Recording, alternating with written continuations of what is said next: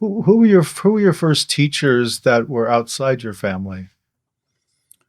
Sister Eileen's story, who was a Catholic nun and quite feisty.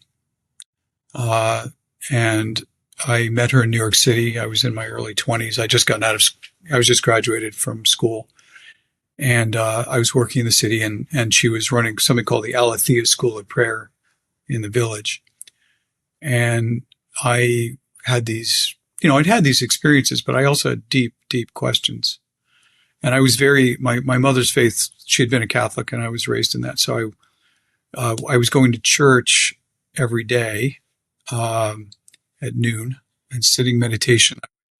Go to the mass, but then I would sit meditation for my lunch hour and then return to work. And that's kind of how I met Sister Eileen. And it wasn't long after I met her that I had a very life-changing awakening experience, and more profound than anything I'd experienced before. And I attribute that to her. I remember calling her about it. I was just blown away. And she just said, "Well, the Spirit won't let go of you now. The Spirit will always be with you now. There's nothing you can do to stop that. And now give yourself completely to it." And always. What did that mean? What did that mean? Give yourself completely to it. To let go of my own nonsense as much as I possibly could, and to serve others, which was very hard for me as a young man. I'm very full of my stuff. And I'm tearing up to think of Sister Eileen. I feel this way about all my teachers, but Sister Eileen was particularly important to me. She gave her life in service to others in a way that I'd rarely seen. I mean, my mother was the same way, I should actually say, but you rarely see it out in the world. Not even in these days, it's even more rare in the times we're living in. And so she was such an example. She ran a soup kitchen in the city. So I some days I'd go to mass, some days I would go to the soup kitchen. I'd work there and learn to begin to serve, what that means to serve others, and not think I'm doing something special or it's about me. Yeah. So true service, we could say. Yeah, exactly. Who was your next teacher after Sister Eileen? So I was bitten by the Zen bug after this point. So up till now, I was, in my 20s, I was still viewed myself as a very serious Christian Catholic. And then I was in Woodstock, New York, one time, and I saw an advertisement. Actually, it's an article that was in the newspaper, and on the front page of the paper, it said, it had a quote. It said, "These mountains and rivers of the present are the actualization of the way of the ancient Buddhas." John Daido Loori, Zen Mountain Monastery. And there was an article then about the monastery in it.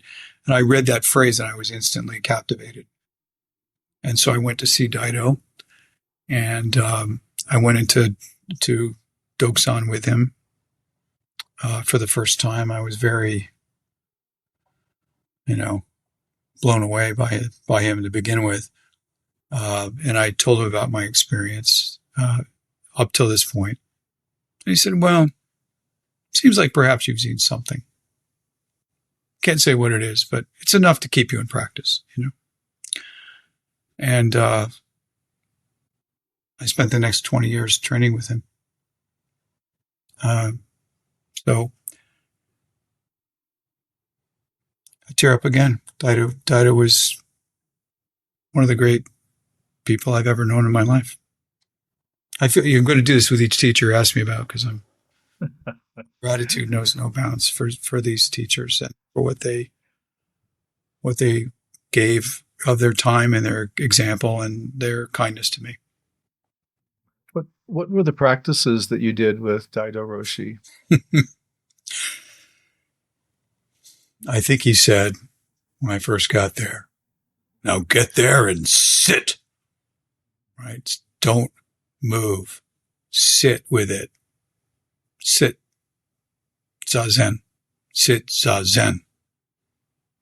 Do not wander. Make your body completely still.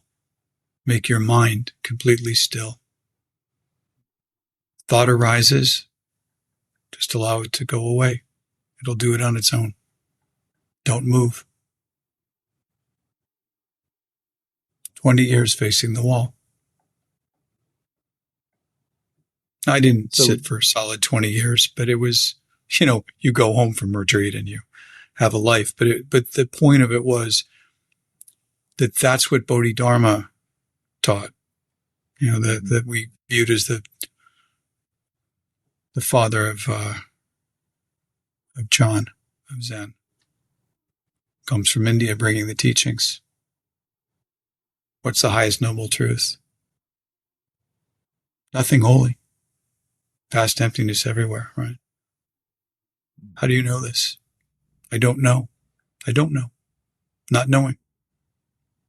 So we humble ourselves in a way that's not about us. It's complete emptying. So in Zen terminology, you would have learned to practice shikantaza, which is the meditation typically of Zazen. And then you also began formal koan study with Daido Roshi, did you not? Yeah.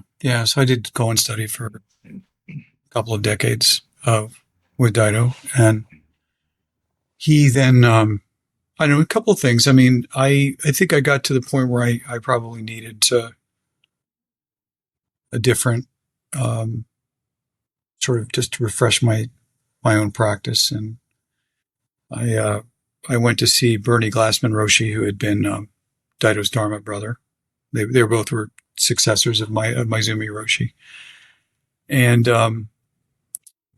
it was about that time, it was very shortly after that Daido became ill. He had lung cancer. And so I started to work. Bernie took me in, Bernie Glassman Roshi took me in, and I trained with him for a number of years.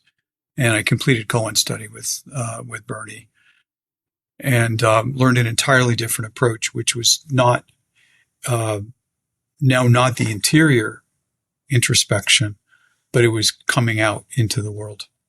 And Bernie was all about. Bernie was one of the most realized people, awakened people I'd ever encountered. And but his practice was on the streets of New York. It was holding retreats at Auschwitz and the death camp and other places to really confront our human nature and to sit in that environment with the spirits of great tragedy, whether it's on the street or result of the Holocaust, what have you, was just mind-blowing. Bring it now into the world. It's not just you sitting on a cushion. Enter the big world and bring the teachings to anyone, but it's not you doing the teaching. It's not about you. Be the change that you want to see in the world. Be that.